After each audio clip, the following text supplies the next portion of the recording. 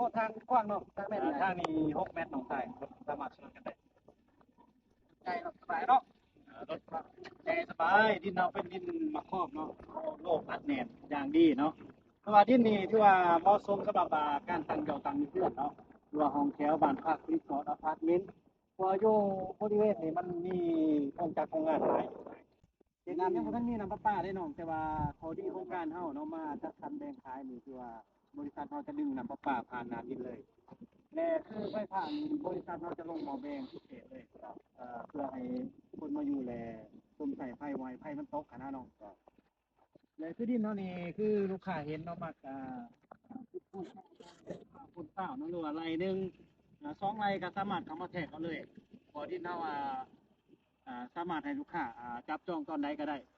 มีหลายโซนหลายราคาคือพิเศษช่วงนี้มาในช่วงที่ว่าบุกเบิกใหม่ได้ราคาพิเศษ